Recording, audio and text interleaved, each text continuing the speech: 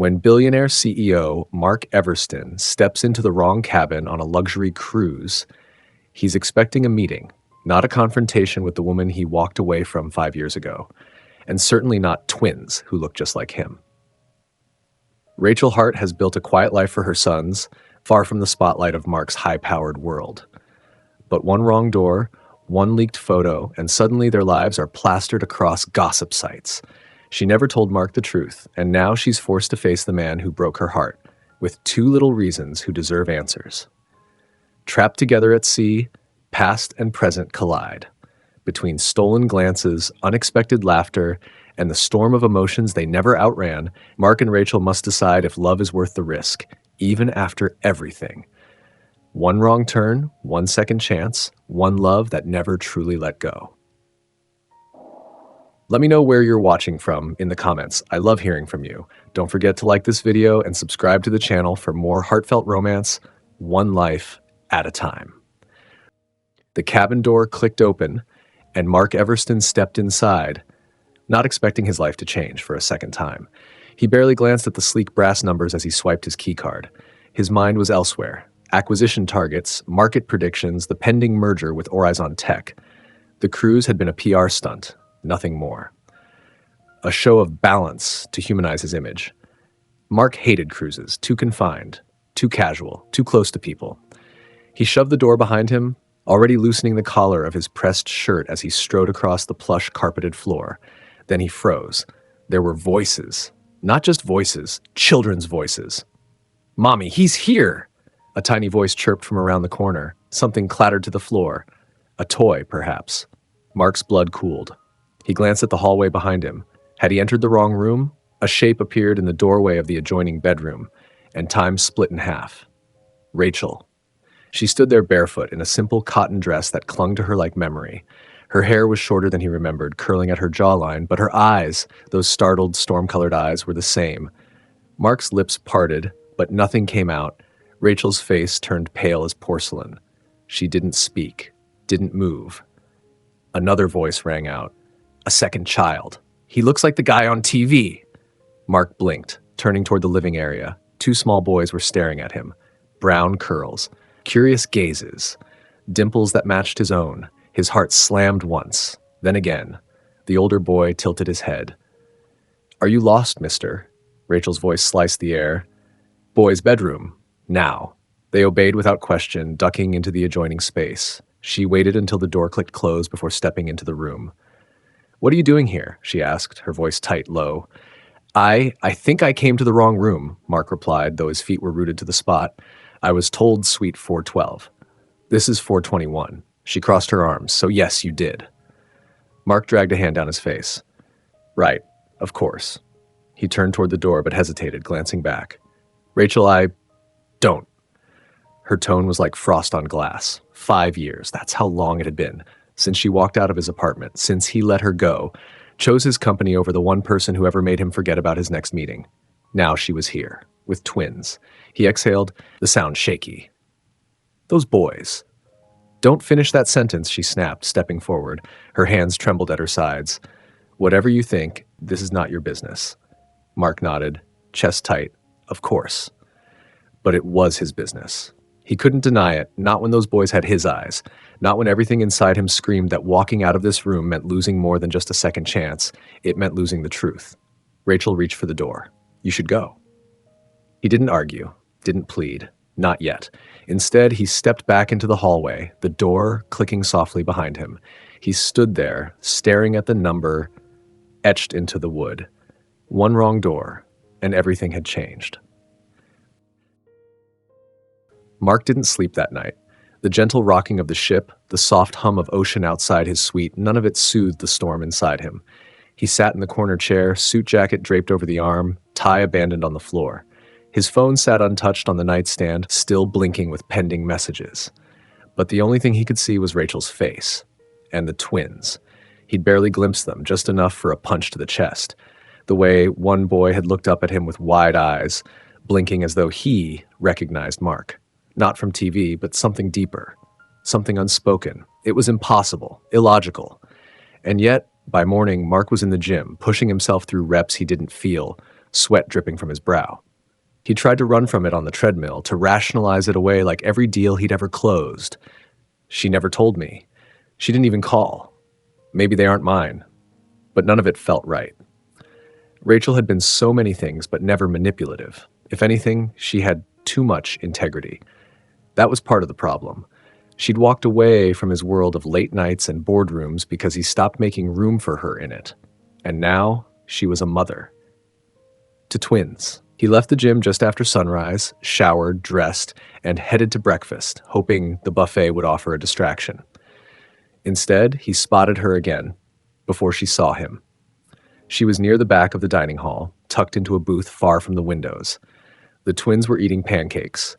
Rachel was helping one of them cut his food into neat little squares, her movements protective, patient. Mark watched them from behind a column, like some sort of coward. When Rachel looked up, her gaze swept past him. She stiffened visibly. She'd seen him. He turned and walked away. He didn't want a confrontation. Not here. Not when people were sipping mimosas and snapping selfies with their croissants. He needed to approach this right. If there was a right way to approach the woman he'd broken and the children who might carry his DNA. Later that morning, he stood on the deck, coffee in hand, eyes scanning the horizon. Sea air filled his lungs. His jaw ached from clenching it all night. "Sir," came a soft voice behind him. It was Daphne, his PR manager. Stylish as ever in linen pants and oversized sunglasses, tablet in hand. "You missed your check-in this morning. Everything okay?" Mark didn't answer at first. Then, "Did you know she was here?" Daphne blinked. "She who?" He turned to her, his expression unreadable. "Rachel Hart." A flicker of something passed behind her sunglasses. No. Should I have?" "Forget it." He turned back to the sea, sipping his coffee. But even the ocean felt tight today. He needed answers. And whether Rachel wanted him to or not, he was going to get them. The ship's mid-deck lounge glowed with low lighting, a quiet space designed for guests seeking calm amidst the constant motion of the cruise. But there was nothing calm about the storm raging in Mark Everston's chest. He had told himself he would give her space, that he would wait, be smart, strategic. But patience had never been his virtue, especially when his world was tilting beneath his feet. He found her in the corner, nestled into a booth beneath a swath of hanging plants. Rachel. Her profile was sharp in the low light, her lips pressed into a tight line as she poured apple juice into 2 plastic cups. Across the table, the boys were bickering over a single blue crayon. Rachel's head turned. Her gaze caught his like a sniper's scope. Mark moved forward before she could stand and bolt. He raised his hands slightly, as if approaching a wounded animal. "I'm not here to make a scene," he said. "I just want to talk." Her expression hardened into something carved from ice. "Then lower your voice." He stopped at the edge of the table. The twins, Liam and Lucas, she'd called them, turned to look up at him with open curiosity. 2 sets of identical brown eyes blinked at him, and his breath hitched. Rachel stood abruptly. "Boys, go check out the fish tank over there. Stay where I can see you." The twins obeyed, one tugging the other by the hand, glancing over his shoulder at Mark the whole way. Rachel turned on him, arms folded, voice low and lethal. "What do you want, Mark?" He nearly staggered under the weight of her words. "The truth." "The truth," she echoed, laughing under her breath. "You couldn't handle the truth 5 years ago. What makes you think you're ready for it now?" He stepped closer. "Are they mine?" She flinched. For just a moment, her composure cracked. Then she drew herself up. "I owe you nothing. You made your choice, remember?" Mark's jaw flexed. "I didn't choose to walk away from you, Rachel. I chose to keep my company alive. To survive. And you did. You survived, built your empire, made Forbes." Her eyes burned. "While I raised your sons alone." He staggered. It wasn't confirmation, not really, but the word "your" hit him like a freight train. "They deserve to know me," he said. "I deserve." "You don't deserve anything," she hissed. "You vanished. No calls, no emails, nothing. I thought you moved on. I thought you wanted space. I wanted a partner, Mark. I wanted to not come second to your boardroom." She turned away, wiping at her eyes, and suddenly the anger that had driven him melted under the weight of everything he hadn't said, everything he should have done. "I didn't know," he said, quieter now. "If I had..." She faced him again, trembling. "Well, now you do. Congratulations." Mark stepped back, stunned silent. She brushed past him, calling softly to the twins. They came running, and Rachel gathered their hands like armor. As she passed him, she paused just long enough to deliver the killing blow. "You can be CEO of the world, Mark, but you'll never lead in my life again."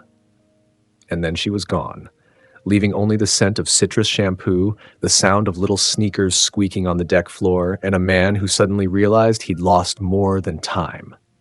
He'd lost everything. Mark stood at the rail of the ship's upper deck as dusk settled across the sea, casting long shadows that danced over the waves. The breeze cut cool against his face, but he barely felt it. Not with the war raging in his chest. He'd faced boardroom showdowns, made decisions worth billions, held companies together while the market crumbled beneath his feet. But nothing had ever shaken him like the sight of her, Rachel, and the boys. He couldn't get their faces out of his head, not their tiny hands, not the way one of them had tilted his head exactly like Mark did when he was thinking. "You vanished." Her words had echoed through him all afternoon, looping like static in his brain. He closed his eyes, and time folded back. 5 years ago, New York City. He was late. Again. The condo was dark when he walked in, still humming with the faint scent of gardenia. Rachel's scent. She'd always left the windows open, even in winter. Said the air helped her breathe when his world felt too tight. Mark dropped his briefcase on the console and loosened his tie. Another 16-hour day, another acquisition falling through, another night he wouldn't hold her. He found her curled on the couch, wrapped in a blanket, eyes red. "You forgot," she whispered. He frowned. "Forgot what?" She stood. "My appointment. I asked you to come." Dread crept over him like a slow fog. "Rachel, I'm sorry, the investors—" "Mark? I might be pregnant." Silence. He remembered blinking, stunned, uncertain whether to run or speak. "I didn't want to tell you like this," she said, voice cracking. "I needed you there, to hear it with me." And what had he done? He told her they'd talk in the morning. God, he had actually said that. When he woke up the next day, she was gone.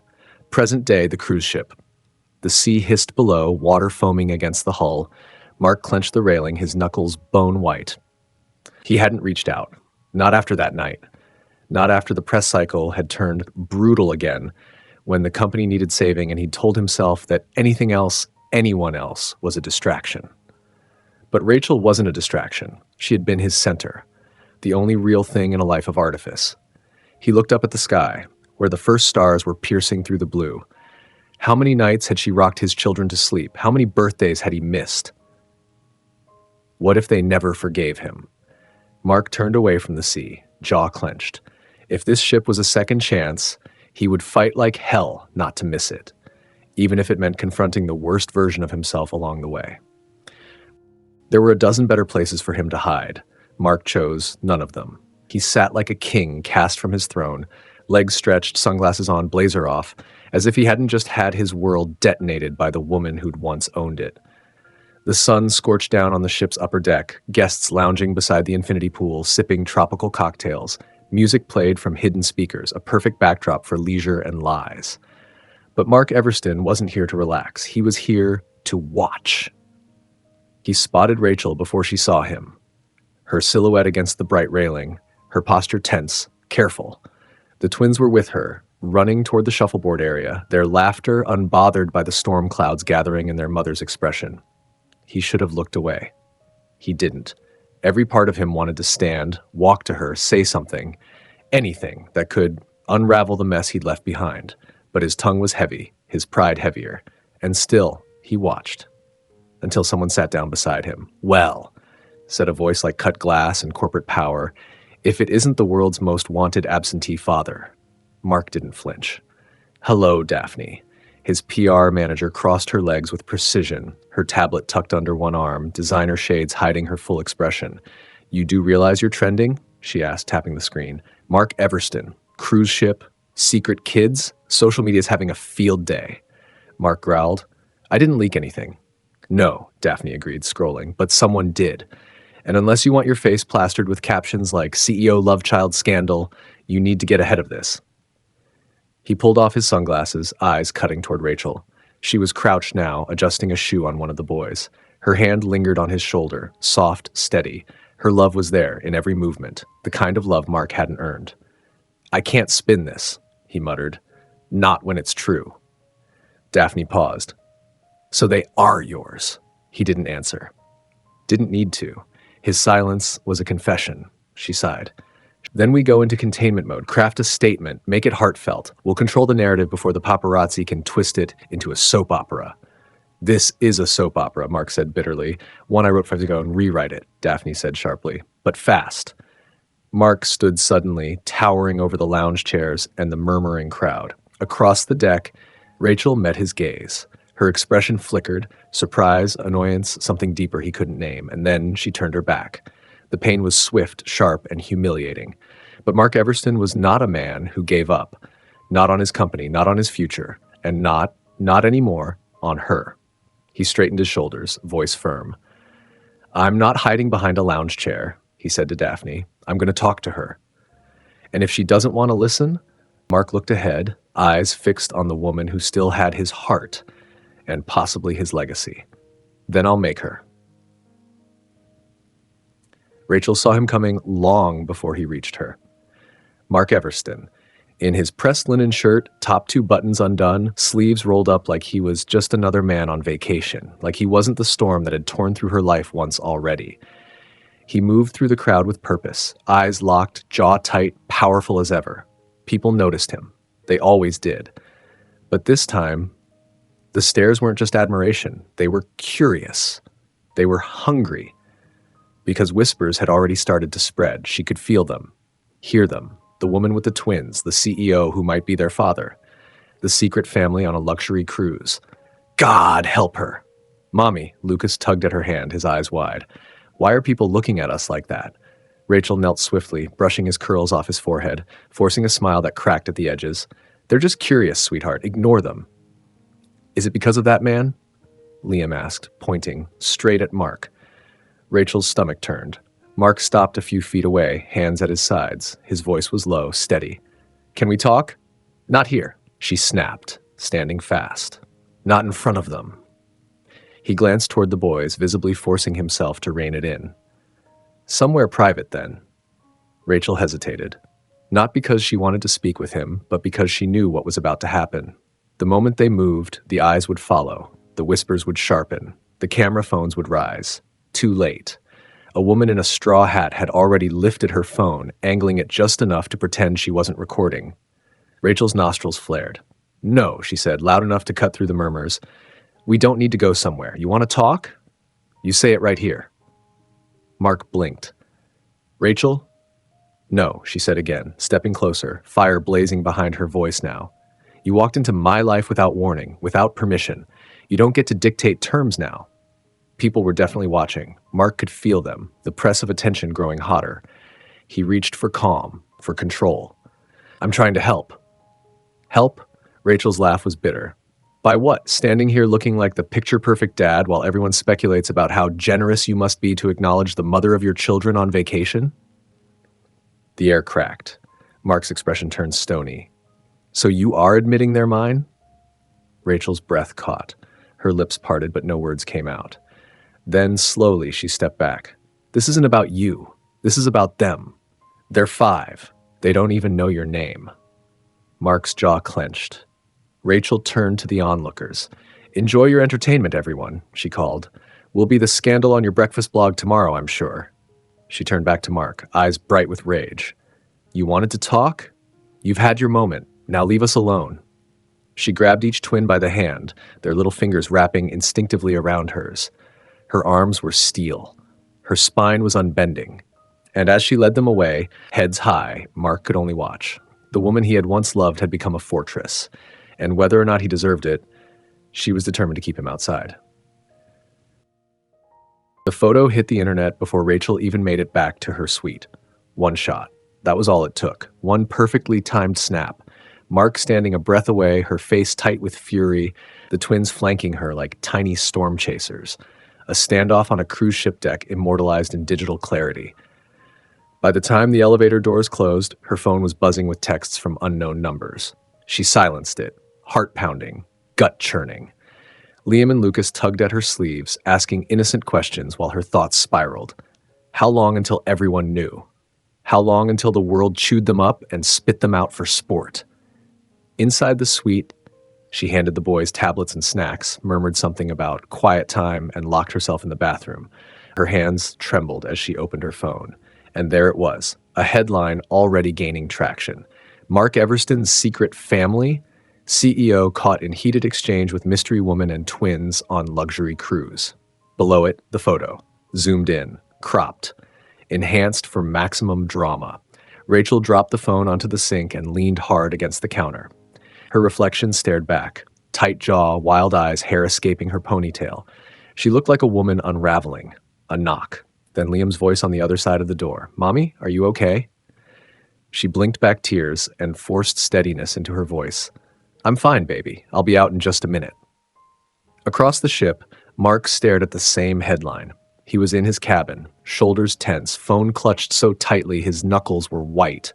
The photo had already been reposted by 3 entertainment blogs and half a dozen celebrity gossip accounts. Comments were pouring in.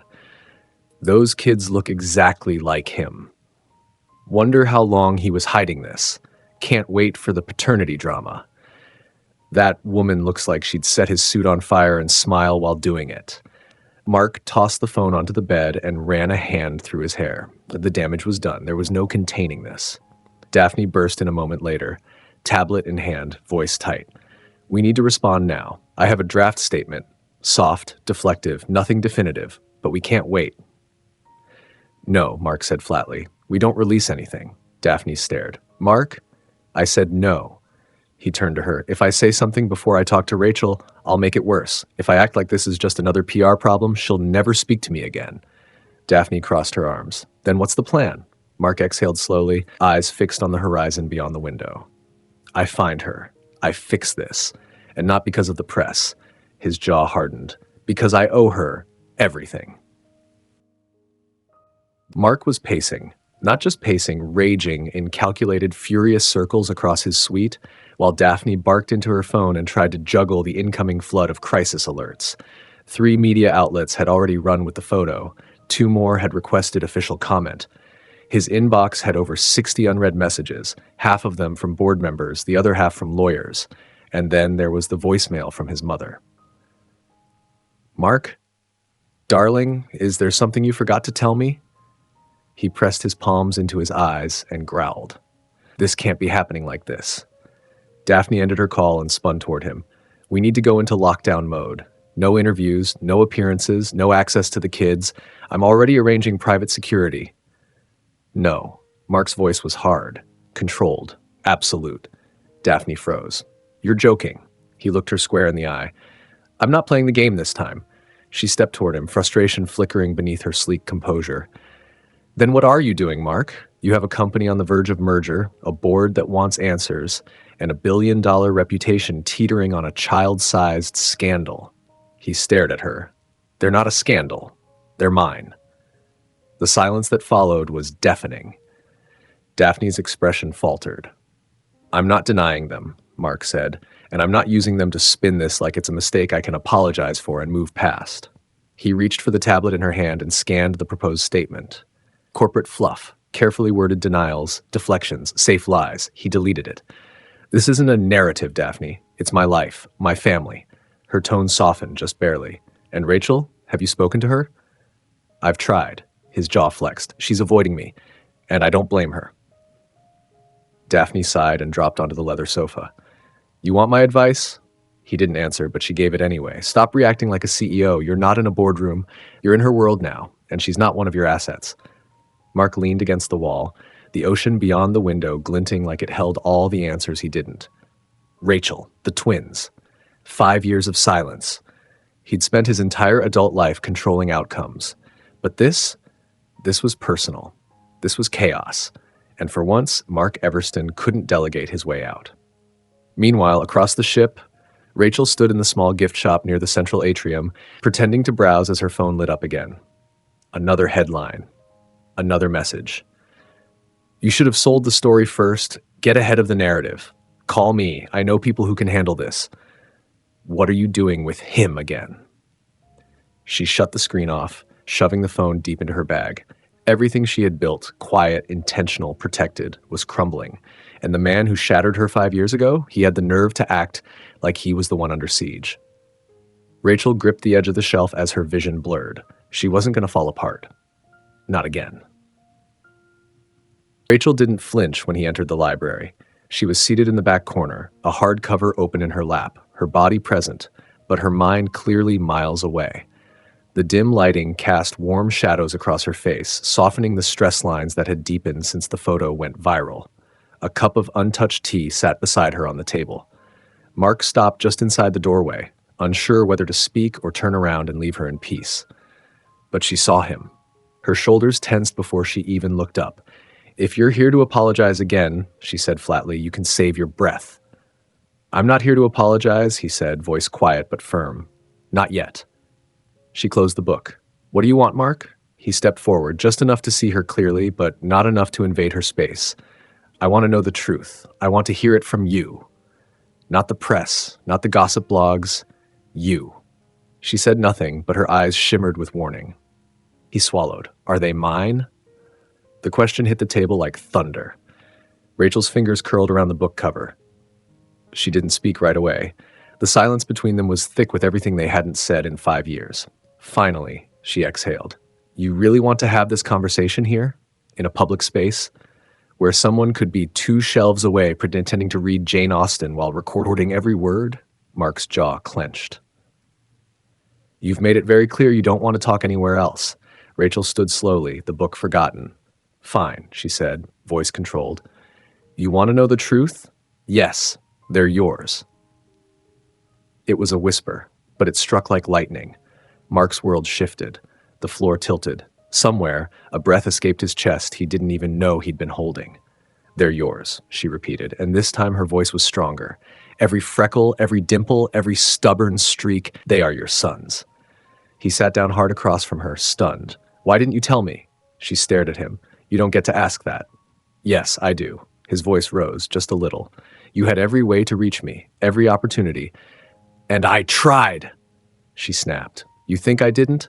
I sent letters, Mark. I called, I emailed, and when nothing came back, I stopped." He blinked. "I never got anything." Rachel narrowed her eyes. "Of course you didn't. You were already gone." "I would have, Rachel, if I'd known." "You would have what? Changed diapers between board meetings? Showed up for doctor visits in between mergers?" Her voice cracked. "You didn't want that life, and I wasn't going to beg you to love it." Mark leaned forward, his voice low and tight. "You don't get to decide what kind of father I would have been." Rachel stared at him. "No, but I had to decide what kind of mother I'd be." The words dropped between them, hot and unyielding. They sat in silence, breathing hard, the storm inside, both of them too loud to ignore. Then Rachel spoke, softer now. "They're good kids, happy, smart, and until yesterday, they thought the world was safe, simple. Now people are pointing cameras at them, because of you." Mark didn't argue. He couldn't. She looked away. "I need to protect them, even from you if I have to." That broke something in him. "I'm not here to take them away," he said. "I just want to know them." Rachel's eyes met his, tired, guarded, but something behind them flickered. Not forgiveness. Not yet. But maybe. The smallest crack in the wall. "Then you'd better be prepared to prove it," she said. And with that, she picked up the book and left him sitting in the wreckage of his own revelations. The morning sun filtered through gauzy curtains as Rachel sat on the edge of her bed, phone in hand, heart pounding harder with every scroll. They hadn't even made it off the ship. And yet, everywhere she turned, the headlines screamed louder than the last. Billionaire CEO Mark Everston's secret heirs? Twins tension and one furious ex on deck 7. Inside the cruise ship showdown, witnesses say it got heated. Her stomach twisted. She hadn't even spoken to the press. Neither had Mark. And still, the internet had devoured the moment, spun it into a viral frenzy, and spat it out as clickbait gold. Photos, speculation, theories.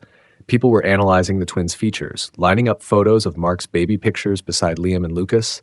Strangers were building timelines, digging into Rachel's blog archives, zooming in on her face, her privacy, her son's childhoods. Gone. A knock on the adjoining wall broke her spiraling thoughts. Liam's voice came through, muffled but cheerful. "Mommy." Can we go to the splash zone? Rachel blinked hard, closing the news app and forcing calm into her voice. In a few minutes, baby. Go pick out your swimsuits.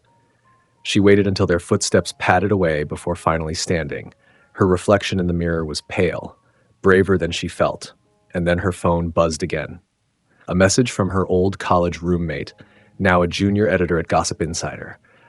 Rach, you should comment before they invent a whole soap opera. Call me? Rachel dropped her phone into the sink. She'd fought too hard for peace, built a quiet life for her boys, escaped the orbit of a man who once made her feel like a shadow in his own story, and now the world was writing them all back into his spotlight. Meanwhile, across the ship, Mark Everston stood at the center of his own battlefield. The press deck had been locked down, his legal team was scrambling, and Daphne was halfway through drafting a public address he had no intention of reading. I'm not saying anything until Rachel's ready, he told her, voice like stone. She doesn't have that luxury anymore. Daphne fired back. None of you do. This is public now. Mark raked a hand through his hair. Then let the public wait. Daphne blinked. Mark, no press releases, no redirection, no denial. He stepped closer. If she wants to make a statement, she can. On her terms, and if she doesn't, I'll shut up and deal with the fallout myself. Daphne stared, then shook her head in something between disbelief and admiration. You really think she's going to thank you for this? I don't want her thanks, he said. I want her trust. Later that afternoon, Rachel stood at the edge of the ship's children's pool, watching Liam and Lucas splash beneath fountains and laugh like nothing in the world had changed. A few feet away, someone was pointing their phone again. This time, she turned to face them. She stepped between the lens and her sons. Stop, she said, her voice calm, but steely. The woman lowered her phone, startled. I'm sorry, he's your ex, right? The billionaire guy? Rachel didn't blink. He's their father. The words tasted strange on her tongue. The woman nodded slowly. So, is it true? Rachel inhaled. Then, without flinching, she said, yes, it's true, but they're not a scandal. They're my children. And she turned away, shielding them with her body, her voice, and the full force of her love. And the storm rolled in just before nightfall. The captain's announcement came over the intercom with professional calm, but Rachel heard the shift in tone. Due to incoming weather, all guests are advised to remain on board. The port stop in St. Kitts has been postponed.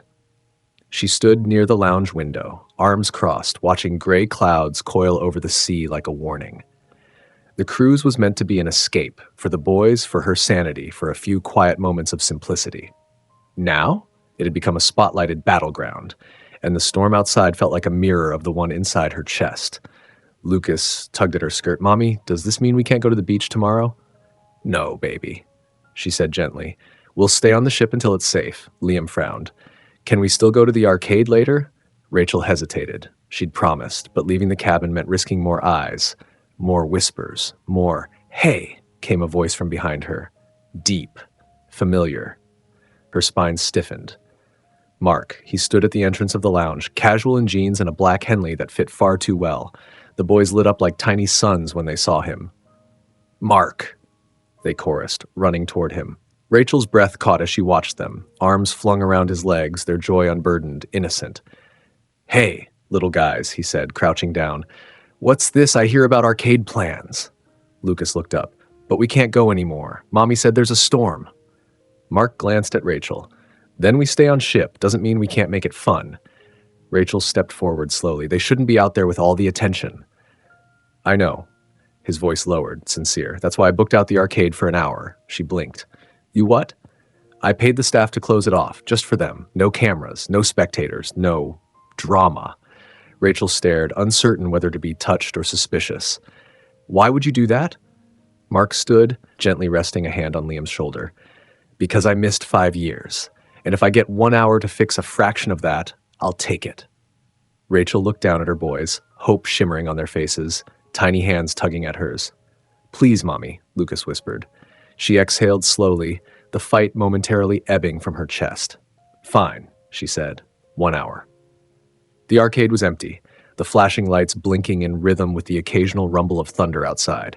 Mark chased Liam through a maze of whack-a-mole stations while Lucas tried valiantly to beat him at a racing game. Rachel watched from a bench, arms crossed, her expression unreadable. He was good with them. Not perfect, not polished, but trying. That, more than anything, shook her. When the boys were distracted by a claw machine, Mark walked over and sat beside her.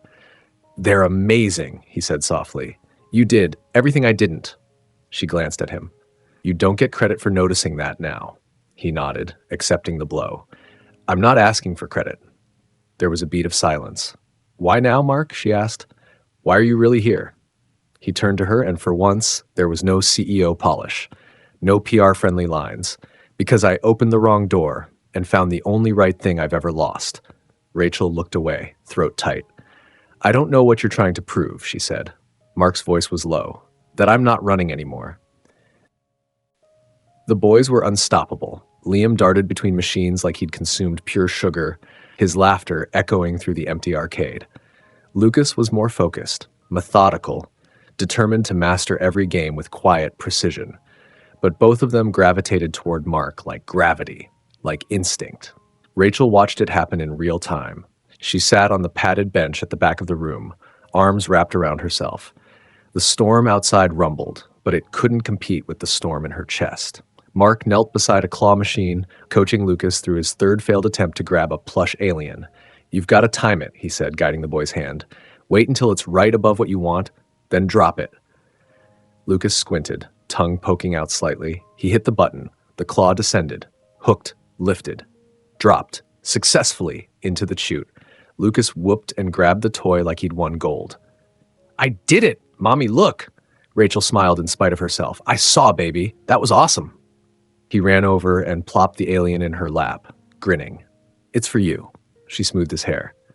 "Thank you, sweetheart." Mark remained kneeling by the machine, watching the moment with a quiet, unreadable look. Then Liam tugged on his sleeve. "Can we do air hockey now? I bet I can beat you." Mark raised an eyebrow. "Oh, really?" Liam nodded fiercely. "Mom says I'm competitive." "I can see that." Mark stood. "But just so you know, I never go easy." The match was chaos. Screaming, giggling, bouncing pucks, and flying elbows. Liam scored once, then twice, and then Mark got serious.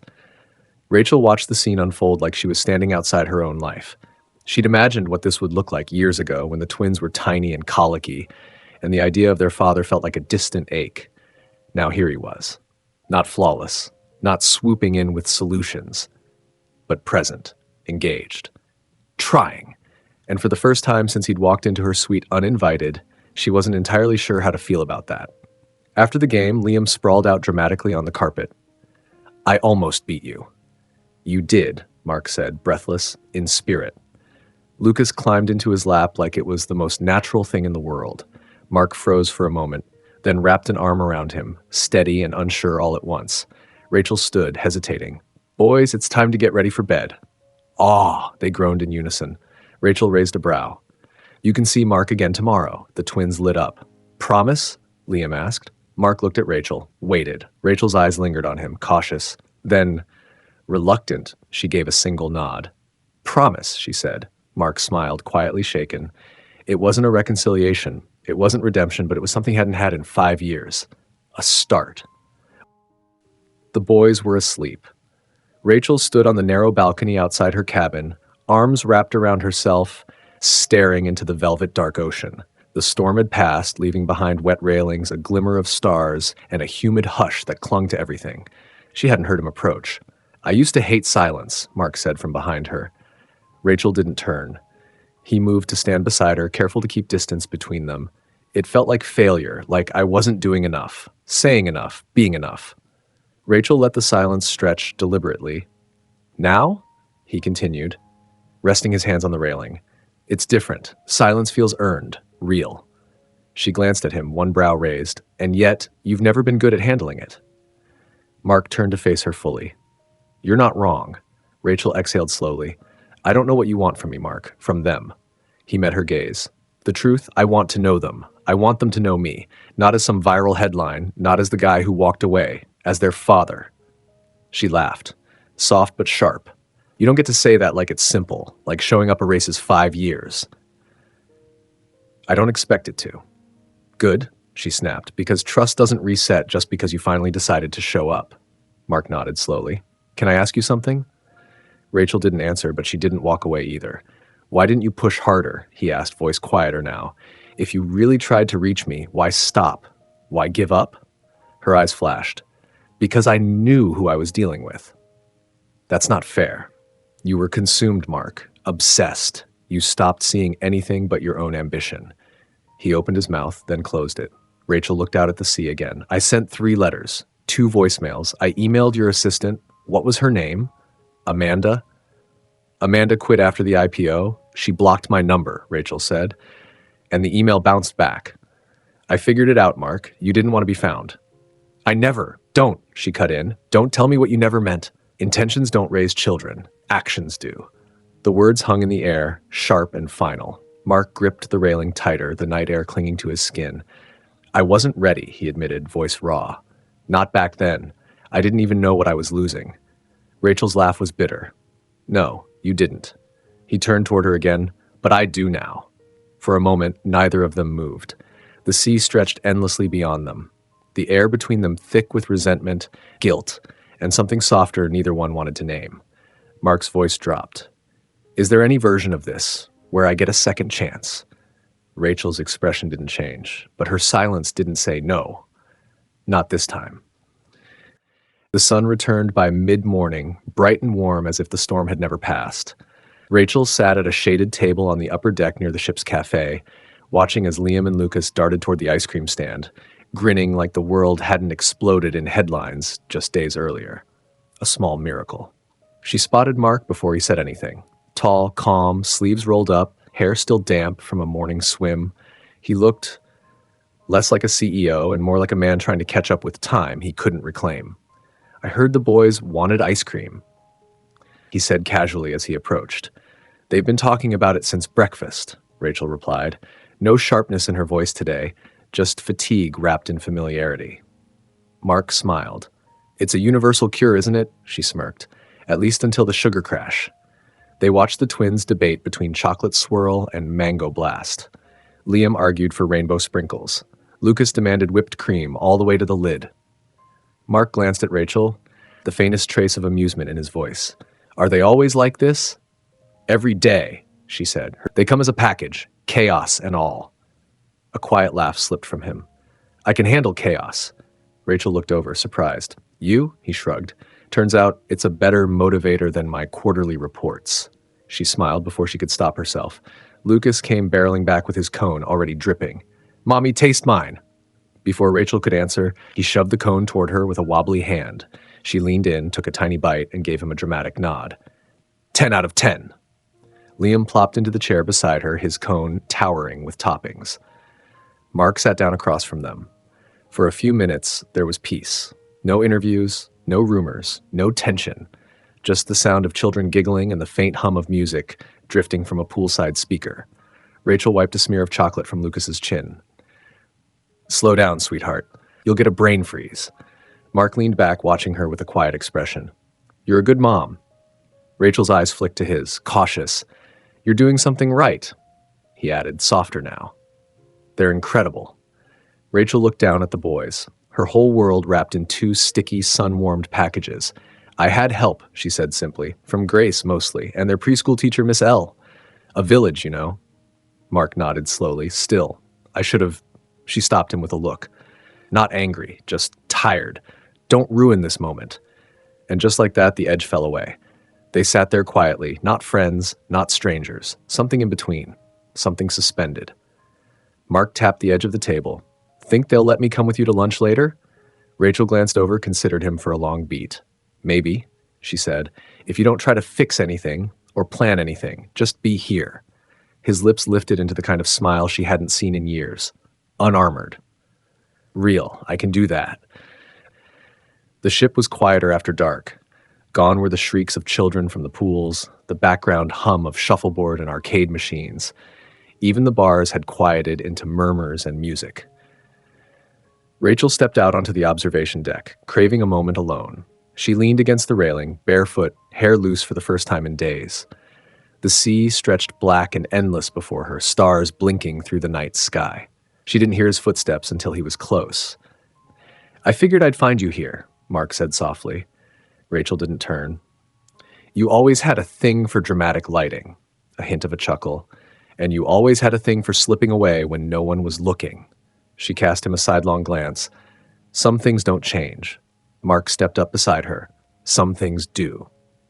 The silence between them thickened, not tense, but electric, familiar. Rachel gripped the railing a little tighter. The boys liked having you at lunch, she said. He smiled. They're incredible. They're exhausting. I was trying to be polite. A pause, then they both laughed. And for a moment, the years melted away. She looked at him, really looked at him. The man who had once made her feel like the center of his universe, and the man who had let that universe crumble around her when he chose ambition over love. But tonight, he wasn't the man who left. He was the one standing next to her, steady, quiet, no expectations in his eyes. You're good with them, she said, voice softer now. Mark turned to her. I'm trying to be. I want to be. She didn't respond, but her expression softened. Wind played with her hair, tugging strands across her cheek. Without thinking, he reached out and gently brushed them away. Her breath caught, and in that breath, in the space between one heartbeat and the next, it happened. His hand lingered at her jaw, their eyes locked. And then she leaned in. So did he. The kiss was soft, hesitant, a memory brought to life by muscle memory and unspoken longing. It deepened quickly, fueled by all the words they hadn't said, all the moments they'd lost, all the possibilities hanging between them like stars over the ocean. But then, Rachel pulled away. Her fingers touched her lips, eyes wide, breath uneven. That shouldn't have happened. Mark stepped back, heart racing. I know. I don't. She shook her head. This changes things. It doesn't have to, he said quietly. But even as the words left his lips, he knew they weren't true, because everything had changed. Again, Rachel backed toward the door. Good night, Mark. And then she was gone, leaving the night colder, the air heavier, and Mark standing alone with the weight of a kiss he would never forget. The sun hadn't yet broken the horizon when Rachel knocked on Mark's suite door. She stood in the corridor, arms crossed tightly over her chest, her expression unreadable. Her eyes held a storm Mark had learned to respect. He opened the door without a word and stepped aside. Rachel entered, silent, carrying a small manila envelope. This won't take long, she said. Mark nodded, tension already winding through his chest. He hadn't slept. Not after the kiss. Not after watching her walk away like it had been nothing. It hadn't been nothing. Not to him. She placed the envelope on the coffee table like it weighed 1,000 pounds. What is it? He asked carefully. Everything you never saw, she said. Everything I tried to tell you. She didn't sit. She stood by the window as he pulled the contents free, 3 creased letters, handwritten, a little smudged at the edges. One was dated 5 years ago, 1/4, 1/3, all addressed to him, all unopened. His name scrawled in her looping print. I sent them, she said. Each one with a return address. I sent one after I left New York, one after the twins were born, and one when they turned 2. Mark's throat dried. I know, she said, turning to face him. You never got them. But I sent them, Mark. I tried. He scanned the first page. Her words blurred. Raw, honest, frightened, beautiful. I don't know if you'll ever read this. I'm scared. I'm angry. But I also still care, and I think part of me always will. They have your eyes. I thought you'd want to know. His chest constricted. I thought maybe you'd reach back, Rachel said, her voice barely above a whisper, that if you saw it in writing, something not filtered through a secretary or a boardroom assistant, you'd remember we were more than a casualty of your ambition. He looked up at her. Rachel, I never stopped thinking about you. She gave a sad smile. You stopped calling. That was enough. Silence stretched between them, deep and uneasy. He stepped forward slowly, holding the letters. Who blocked the emails? She hesitated. You know who, Amanda. His jaw tightened. Amanda, his assistant at the time. Ruthless, brilliant, overprotective. He had trusted her to guard his time, his space, his life. And she had filtered out everything that didn't serve the bottom line, including Rachel. I'm so sorry, he murmured. I thought you moved on. I thought you didn't want me to be part of it. Rachel's gaze dropped to the floor. And I thought you didn't care. He sat, the letters still trembling in his hands. You deserved better, he said. I still do, she answered, not unkindly. But I'm here and so are you, and they're in the middle of all this. She walked to the door. Rachel, he said softly. Last night, that kiss was a moment, she interrupted gently, and not all moments are meant to mean more. Then she left him there with 3 letters and the echo of what they both wished had been different. Mark sat on the edge of the sofa, elbows on his knees, the 3 letters spread out on the table in front of him. He had read them, once, then again, then a third time. Each word was a blade, not because they were cruel, but because they weren't. Rachel had written them from a place of aching love, brutal honesty, and hope that still clung to the corners of her sentences. Hope he never deserved. He pressed the heels of his hands to his eyes, forcing back the sharp sting behind them. His phone buzzed. Another update from Daphne. Another headline. Another whisper about custody, scandal, paternity tests. He silenced it without looking. 3 years ago, his father's hospital room was cold, sterile. The oxygen machine hissed like it resented its job. Mark had stood at the window watching snow fall on the city while his father lay dying in the bed behind him. "You've built something incredible," the old man had rasped, "but don't lose yourself in it." Mark had nodded, said nothing, because by then he already had. He'd buried Rachel behind quarterly earnings and acquisition deals, buried the sound of her laugh, the way she whispered his name when she was half asleep. He hadn't even told his father about her, about the baby she might have been carrying. He couldn't face the truth, because if he admitted it, if he acknowledged that the one person who'd seen him beyond the wealth and ambition had walked away, then the empire he built would feel hollow. And Mark had built his entire identity around not failing. Now. The cruise ship swayed gently beneath his feet. He stared out the window, the letters still splayed behind him like pieces of his former life. Rachel had been right. She didn't owe him forgiveness or a second chance or even a conversation. And yet she'd still let him in, just enough to give him hope. She'd shown him the truth. Now it was on him to carry it, to rebuild trust without demanding it, to earn fatherhood instead of assuming it, to love her, even if she never loved him again. Because love, real love, wasn't possession. It was responsibility. And somewhere between her silence and his success, he'd forgotten that. Mark stood, grabbed the letters, and folded them carefully, reverently. He wouldn't run from the past anymore. He'd face it, with her, for them. The cabin was quiet, too quiet. The boys had fallen asleep quickly, worn out from arcade adventures and far too much ice cream. Their soft breathing filled the room, a gentle reminder that no matter how messy the world outside became, this was her constant. Rachel sat at the small desk near the porthole window, staring at the inky sea. A cup of peppermint tea had long gone cold beside her hand. She hadn't cried, not after giving Mark the letters, not after telling him the truth. She'd done her crying in hospitals and cheap apartments, in the moments between diaper changes and freelance deadlines, in silence when the boys were sleeping and she couldn't afford to fall apart. She'd taught herself how to survive without Mark, how to parent, how to protect, how to rebuild. No one had cheered for her. No one handed her medals, but she had survived just the same.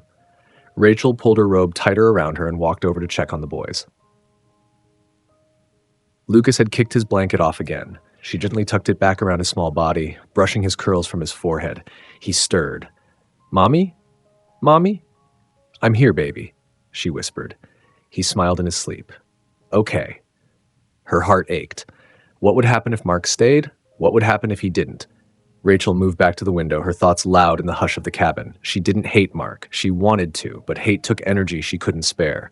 And the truth was, a small, inconvenient part of her still remembered the man who once made her laugh in coffee shops, who carried her suitcase up 5 flights of stairs without being asked, who listened when she talked about things that didn't matter to anyone but her.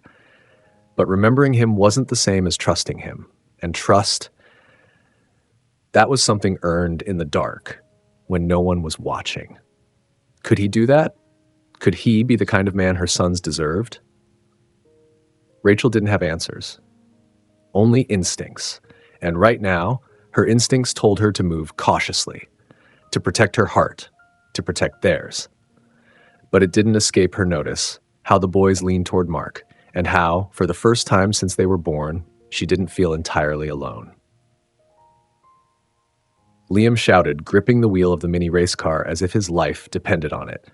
Lucas laughed beside him, already declaring himself the winner of the next round. Mark jogged behind them, pretending to struggle as they tore down the ship's top deck jogging trail, one pushing a toy scooter, the other clinging to a race car-shaped backpack. It wasn't exactly what Mark had pictured when he woke up, but somehow it was perfect. Rachel walked behind at a slower pace, arms crossed, sunglasses perched high on her nose. She wasn't smiling, but she wasn't stopping them either. Mark jogged back toward her after the boys made another loop. "They're energetic," he said, slightly out of breath. She raised an eyebrow. "Welcome to my life," he chuckled. "It's chaos, but the good kind.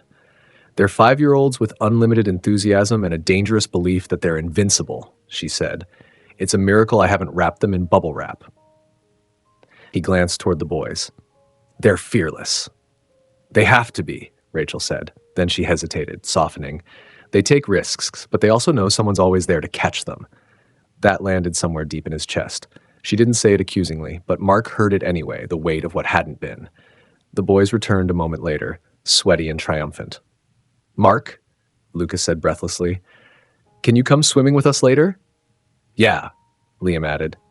"You said yesterday, remember," Rachel tensed subtly. Mark crouched to their level. "I did, but I should check with your mom first." 2 sets of big brown eyes turned toward her, expectant, hopeful. Rachel glanced at Mark, caught off guard by the way he was waiting, letting her choose. Not pushing, not assuming. It shouldn't have mattered, but it did. She sighed. "Fine, but it's the family pool. No roughhousing, and one of you will eat an actual lunch before dessert, understood?" They groaned but nodded, like Mark stood. "I'll meet you by the pool in an hour?" Rachel nodded slowly. "All right." The boys raced off again, this time heading toward the ice cream stand. Rachel and Mark stayed behind. For a few beats, they just stood there, watching the boys, listening to the rush of wind and sea and second chances. "You're doing good with them," Rachel said finally. Mark turned to her. "I'm trying." Her eyes lingered on his face.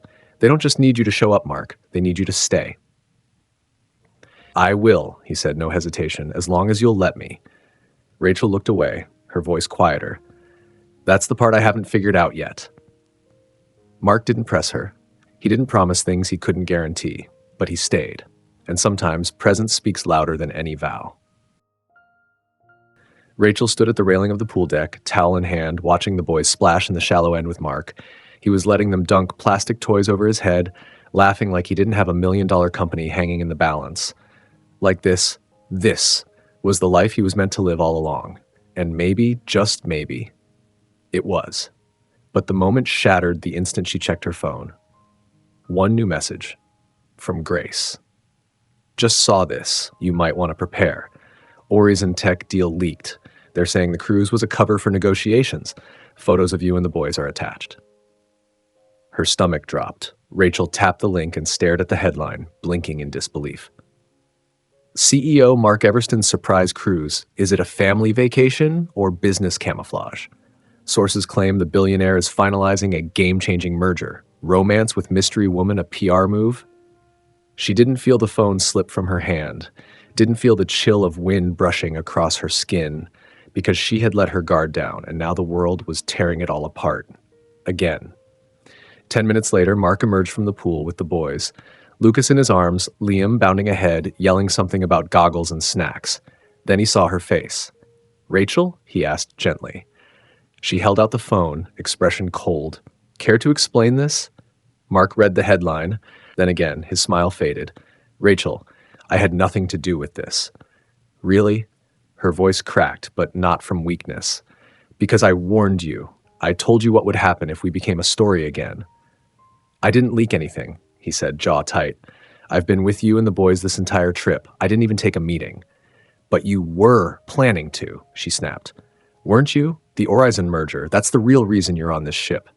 "I called it off." She blinked. "What?" "I called it off yesterday morning," Mark said. "I told Daphne I wasn't going through with it. I didn't want this trip to be about work. Not anymore." Rachel stared at him, heart pounding. "You expect me to believe that?" "No," he said softly. "I expect you to be angry, to doubt me. I gave you every reason to." The boys had gone quiet, watching, listening. Rachel knelt in front of them, brushing back Lucas's wet curls. Go change, okay? I'll meet you at the cabin in 5 minutes. They hesitated, then ran off. She stood slowly. You said you were done choosing the job over everything else. I am. Then prove it. He nodded once. Tell me how. Walk away, she said. From the story, from the press, from the merger, for real this time. Not for me, for them. Mark stepped closer, the sun glinting off the water behind him. You want me to pick our sons over $1 billion deal? Rachel didn't blink. Yes. And in that moment, everything, his past, his empire, his ego, hung in the balance. He reached into his back pocket and pulled out his phone. Dialed. Daphne, he said calmly, release the statement. I'm not closing the deal. Orizon can wait. A pause. Rachel heard Daphne's stunned reply, then the click of the call ending. Mark looked at her. I've made a lot of mistakes, but I'm not making that one again. Rachel's heart slammed in her chest. She didn't say thank you, didn't fall into his arms, but she did look at him like, for the first time, she saw the man she used to believe in. Maybe he was still in there, maybe not. But this was one last chance. And for the first time in 5 years, she was thinking about taking it. The envelope was white, unassuming, sealed and stamped with the logo of a private medical lab on the outskirts of San Juan. Mark stared at it like it held a detonator. He'd requested it after their second afternoon on the ship, before the kiss, before the photos, before the truth had begun to unspool between them like silk tangled with thorns. He hadn't told Rachel, not because he doubted her, but because he hadn't trusted himself. He needed proof, not because of legalities or image or headlines, but because deep down, some part of him couldn't believe he deserved them. Deserved them. The twin boys with his eyes, her spirit, and a bond he couldn't name but already felt echoing in every part of his chest. Now the results were here, delivered discreetly, burned into his palm. He sat alone on his cabin sofa, his tie abandoned on the floor, shirt sleeves wrinkled, hands trembling as he peeled the flap open. He read the first line. Probability of paternity, 99.99%. His vision blurred, not from shock, not from fear, but because something inside him, something raw and long buried, finally exhaled. They were his, Liam and Lucas Everston, his sons. Across the ship, Rachel paced the balcony of her cabin. She knew something had shifted, felt it in her bones, in the way the air around her held its breath, in the way Mark hadn't called or texted, but had left a note with the boys' favorite juice boxes this morning. She hadn't asked about the test, not because she didn't care, but because she already knew. She'd always known. But she also understood what it meant to carry doubt, and she hadn't resented him for needing proof. She just prayed it wouldn't change the way he looked at them. A knock startled her. She opened the door to find Mark there, envelope in hand, hair slightly windblown, suit jacket slung casually over one shoulder. He looked stripped down, not by wealth, not by pride, just a man, a father. He held out the envelope. I know, she said softly, her eyes flicking between him and the paper. He nodded. So do I. She didn't reach for the envelope. Instead, she stepped back and let him in. Mark looked around at the familiar cabin, the toys, the scattered socks, the scent of lavender and sunscreen that had become uniquely Rachel. I don't need the paper, she said after a beat. They chose you already. The rest was just catching up. He smiled, the kind that crept up slowly, reluctantly, honest and unguarded. I was terrified, he admitted, not of being their father, of not being enough. Rachel's voice was gentle. You'll never be perfect, Mark, but you don't have to be. She paused, then added, you just have to stay. He looked at her, something fierce and vulnerable blooming behind his eyes. I'm not going anywhere. She believed him this time. She didn't say it aloud, but it was there in the way she stood just a little closer. The way her hand brushed his as he set the envelope down on the table, the way silence settled not like tension, but like peace. Maybe, just maybe, they were ready to begin again. It was late. The ship rocked gently under a star-filled sky, and the world had quieted. In the cabin, the air was warm with the scent of sunscreen, bubble bath, and something faintly citrus, Rachel's perfume lingering in the corners. The twins were curled up in bed. Liam clutched a stuffed tiger. Lucas had kicked off his blanket again. Their soft breathing filled the room like a lullaby. Mark sat in the armchair across from them, elbows on his knees, hands steepled together beneath his chin.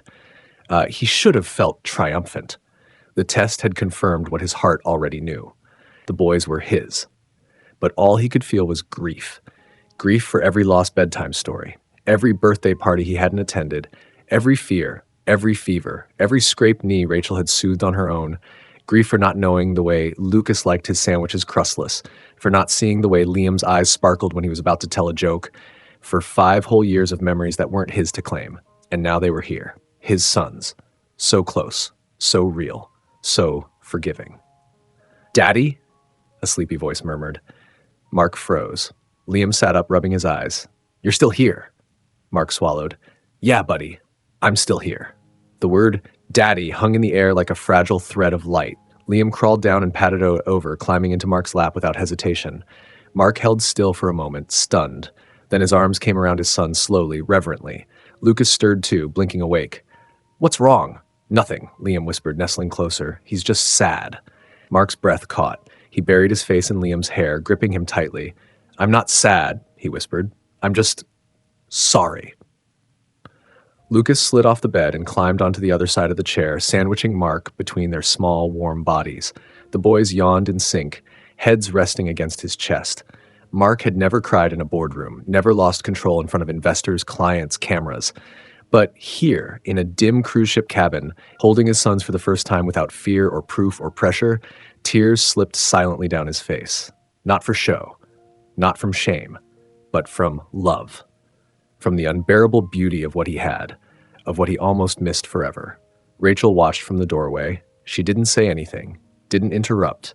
She just let him have this moment, this breaking. And when Mark finally looked up, eyes red, she crossed the room, knelt beside the chair, and rested her hand on his. No words passed between them. None were needed, because this, right here, was the beginning of something real. The sun was barely up, painting streaks of pink and gold across the water when Mark woke to the sound of tiny feet padding across the cabin floor. Lucas stood at the edge of the sofa, pajama shirt askew, stuffed bunny dangling from one hand. Mark rubbed his eyes. "Hey, buddy. What's up?" Lucas hesitated. "Can I sit with you?" Mark sat up instantly and opened his arms. "Yeah, of course." The boy climbed into his lap like it was second nature, like he'd been doing it his whole life. They sat in silence, yet the ship's soft rhythm rocking beneath them. Then came the voice, small, quiet, too soft for the weight it carried. "Are you my dad now?" Mark froze. His heart kicked against his ribs. He'd been waiting for this question. He'd imagined it, practiced answers, rehearsed honesty, but none of that prepared him for the real thing. Lucas looked up at him with big, unblinking eyes. "I mean," the boy said carefully, "Liam says you feel like our dad, and Mommy said you're staying. So, are you?" Mark swallowed hard, his voice barely above a whisper. "Yeah, kiddo, I am." Lucas's face didn't light up like he expected. Instead, it turned serious, studious, like he was calculating something that mattered. "Even if we make messes or get in trouble?" Mark smiled gently. "Especially then." Lucas nodded, satisfied.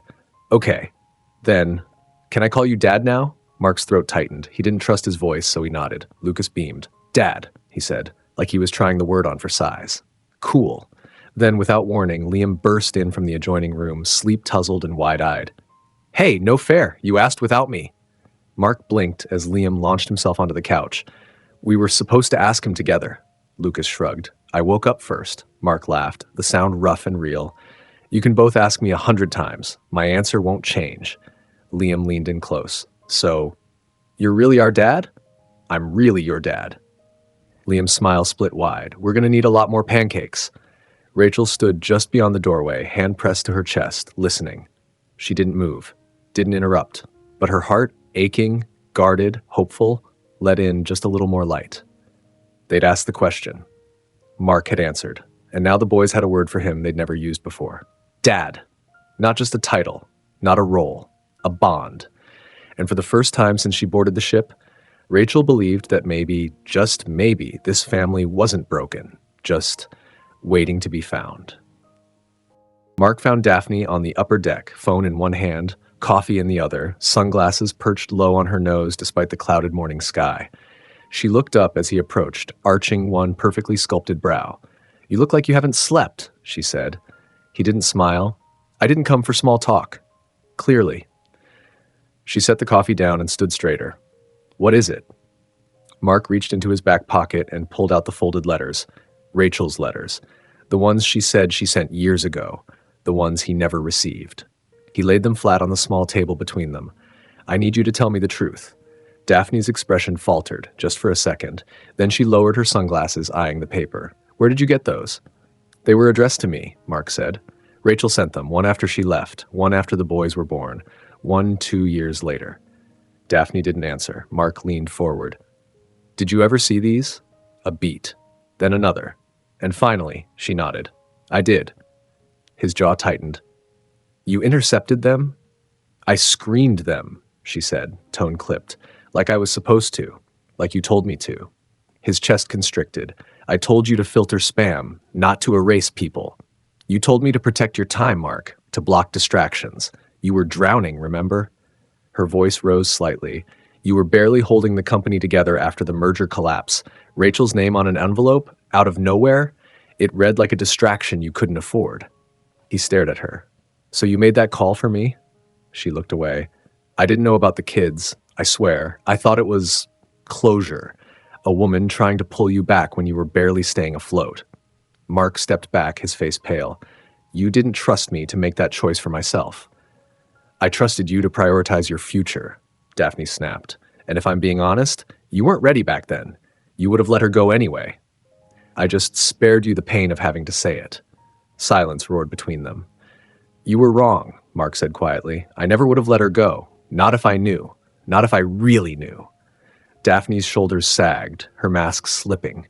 I'm sorry, she said. I thought I was doing what you needed.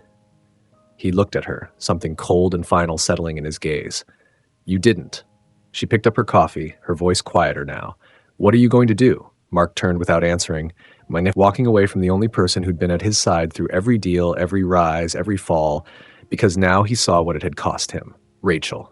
His sons. Time. You couldn't build a future on filtered truths. Not anymore. Not with them. The knock came just after sunset. Rachel had been sitting at the small round table in their cabin, helping Liam piece together a jigsaw puzzle while Lucas narrated an imaginary space battle on the balcony. The air was calm, soft, almost normal. Then she opened the door and saw the letters.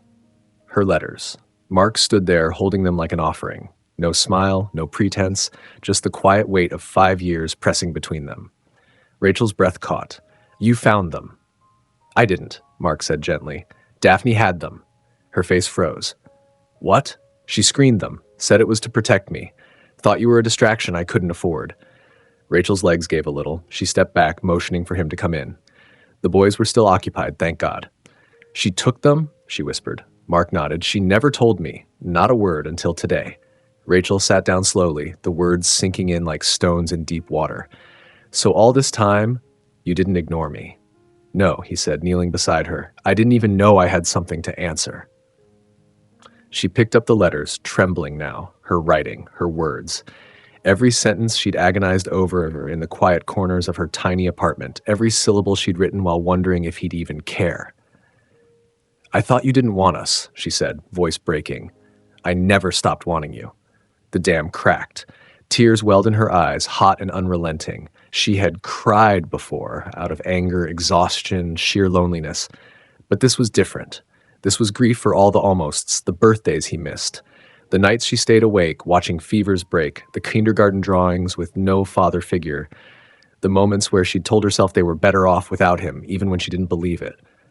Mark took her hand. She didn't pull away. I'm sorry, he said, voice low and wrecked, for what I missed, for what I let happen. I should have looked harder, fought harder, but I can't change what's gone. She met his gaze. No, she whispered, but you're here now. They sat there for a long time. No walls, no sharp words, no defenses, just truth and two people surrounded by the echoes of everything they'd lost and everything they might still have left. Rachel let her head fall gently to his shoulder, and this time she didn't stop the tears. Because maybe healing didn't start with forgiveness. Maybe it started with being seen. The conference room aboard the cruise ship was elegant, polished wood, sleek lighting, and a panoramic view of endless ocean. It was also packed.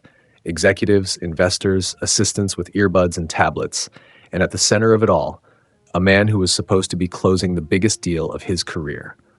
Mark stood at the head of the table, calm and composed, but with an intensity simmering beneath the surface. He'd been silent through most of the opening presentation, but now he cleared his throat and stepped forward. "Before we go any further," he said, his voice commanding and clear, "I want to address the elephant in the room." The chatter stopped. Everyone turned. "I'm aware of the rumors," Mark continued. "The headlines, the speculation."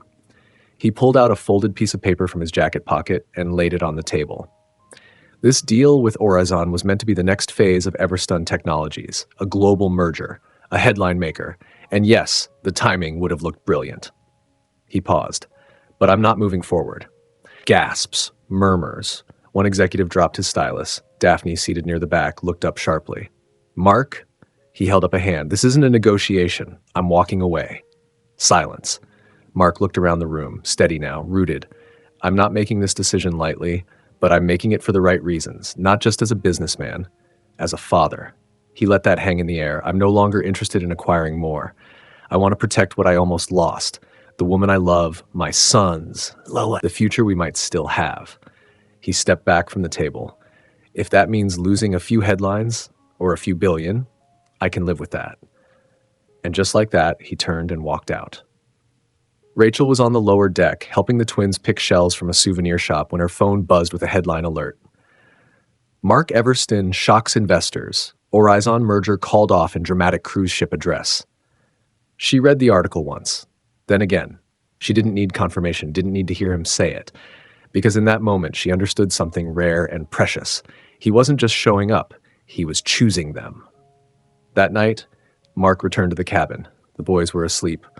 Lucas curled in a ball, Liam stretched like a starfish. Rachel was waiting in the small kitchenette, a mug of tea between her hands. "You did it," she said. He nodded. "I did. For us. For me," he said. "So I could be the man you believed in once, and the father they need now." Rachel stared at him. Then she walked over and slid her arms around his waist. And for the first time since he stepped onto the ship, Mark truly exhaled. The sky was painted in strokes of gold, tangerine, and violet as the cruise ship drifted lazily along the edge of the horizon. Warm breeze danced across the deck, carrying the smell of sea salt and something sweet. Mango sorbet, maybe, or cinnamon rolls from the pastry bar. Mark sat on a cushioned bench beneath a wide umbrella, his arms draped across the backrest. On his left, Rachel leaned against him, barefoot and relaxed. On his right, the twins had taken over his lap, one per knee, sticky fingers clutching melting popsicles back, legs swinging in opposite directions. "Liam, don't drip on Daddy," Lucas said with wide-eyed seriousness, though his own treat was already dripping onto Mark's shirt. Mark laughed. "I think I've lost this battle already." Rachel smirked. "Parenthood, where your dry clean only clothes come to die." He glanced at her, eyes warm. "Wouldn't trade it." Liam looked up. "Not even for a jet?" Mark raised an eyebrow. "You really like jets, huh?" "I want to fly one," Liam declared, with Lucas as co-pilot. "I'll be the snack guy," Lucas added proudly. Rachel chuckled, her hand brushing over Mark's as she reached for a napkin. "See? They've got it all planned." Mark watched her silently for a moment. The sun hit her face just right, catching the soft curve of her smile, the way her eyes crinkled when she laughed. She looked peaceful, not guarded, not tired, just Rachel. And he'd never loved her more than in this quiet, ordinary moment.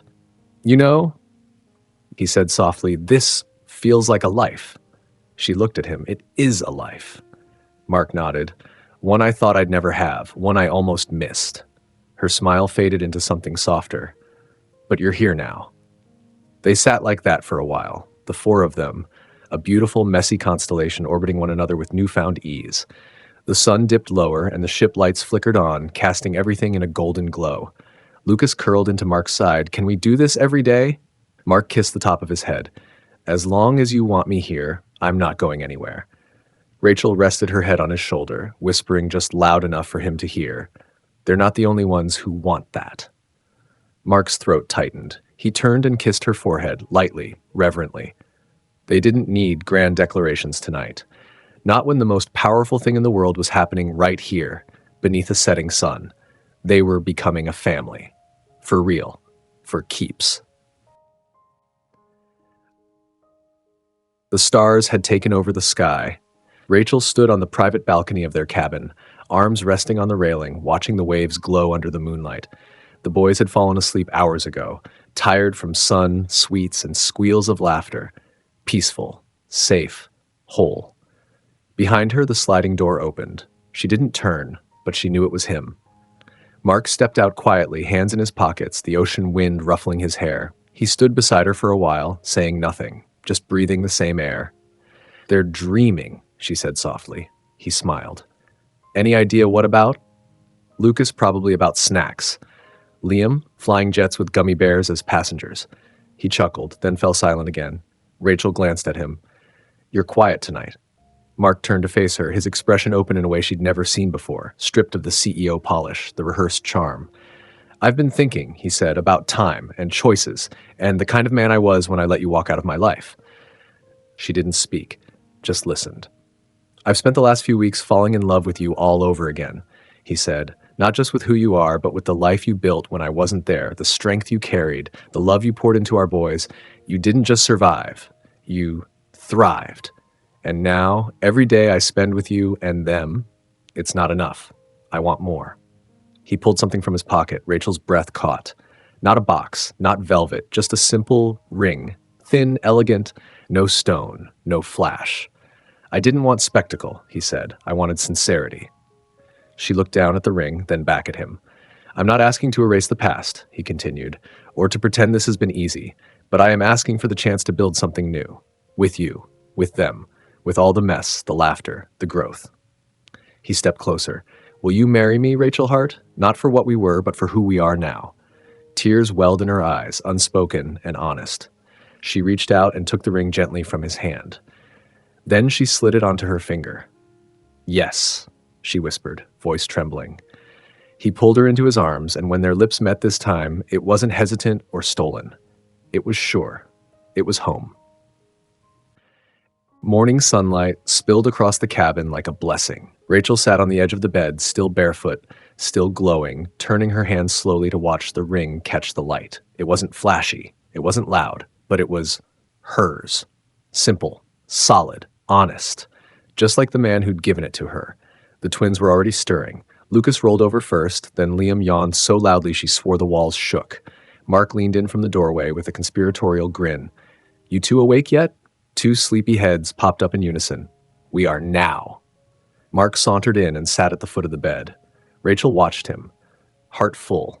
No hesitation, no pretense, just love, showing up at 7 a.m. with bed hair and devotion in his eyes. "Boys," he said, voice soft but steady, "can I talk to you about something important?" Liam crawled over his blanket fortress. "Are we getting a puppy?" Lucas gasped. "Is it a spaceship puppy?" Mark chuckled. "No puppies, yet, but something even better." Rachel came to sit beside him, her hand slipping into his. "We have some news," she said, glancing down at the ring. "Mark and I, we're getting married." The boys stared. Then Liam grinned. "Wait, married? Like cake and dancing and wearing cool suits? Married?" Lucas added. Mark nodded. "Exactly like that." Liam's eyes lit up. "Do we get to be in it?" "Of course," Rachel said. "You're the most important part." Lucas beamed. "Can I be the guy who holds the rings?" "You better be," Mark said with a wink. The boys tackled him in a half-hug, half-tumble of blankets and squeals. Rachel watched, her heart aching in the best way. This was it. Not perfection, not fantasy, but real. A love rebuilt, a family born from second chances, a promise that sometimes the life you didn't plan turns out to be the one you were meant for all along. Liam crawled into Rachel's lap. "Does this mean we get two parents now?" She smiled. "It means you've had two all along. You just didn't know it yet." Lucas grinned, pointing at her hand. "Can we help pick the cake?" Mark laughed. "Only if you don't pick gummy bear sushi." "I make no promises," Liam said, eyes gleaming. And they all laughed together, loud, unfiltered, full of a joy that no headline could touch. The last morning on the ship was golden. Seagulls danced above the horizon. The ocean shimmered like a silk road under the rising sun. And tucked into a quiet corner of the cruise liner's upper deck, the Everston Hart family, unofficially named but already whole, shared their final breakfast. No cameras, no whispers, just them. Mark passed a small paper boat to Lucas, who filled it with blueberries like it was a treasure vessel. Liam, as usual, was on his third croissant and halfway into a debate about whether or not he should bring a deck chair home for memories. Rachel sat between them, her sundress fluttering in the morning breeze, her eyes on Mark more often than not. The ring still shimmered subtly on her hand. Her laughter came easier now, lighter, like she had finally unclenched the part of her heart that had stayed guarded for too long. After breakfast, they walked the ship one last time, down every hallway that held a memory. The lounge, where they had argued like a storm. The arcade, where trust had begun to bloom. The quiet decks, where Mark had said everything without needing grand speeches. And then they reached the door to cabin 421, the cabin where it had all begun. Mark glanced at Rachel, hands still wrapped around hers. "Wrong room," he said softly, smiling. "Right story," she replied. He knelt beside the boys, who were arguing about whether their stuffed animals would prefer window or aisle seats for the flight home. "Hey guys," they looked up. "I know this ship trip is ending, but what do you say we make something new when we get home?" "Like what?" Liam asked. "Like our own place, a real home, with space for your forts, a backyard, a family dinner table." Lucas lit up. "With pancakes at night?" Mark nodded. "Every week." Rachel knelt beside them, brushing a lock of hair from Mark's forehead. "Maybe a garden, something that grows. Can we help decorate?" Liam asked. Mark glanced at Rachel. "Absolutely," she smiled. "I think we already started." They stood together as the ship docked, bags packed, the weight of goodbye softened by the promise of what was next. Not the end, but a beginning. One built on second chances, quiet mornings, late-night laughter, and love that had weathered storms. When they stepped off the ship hand in hand, it wasn't just the end of a vacation. It was the start of forever.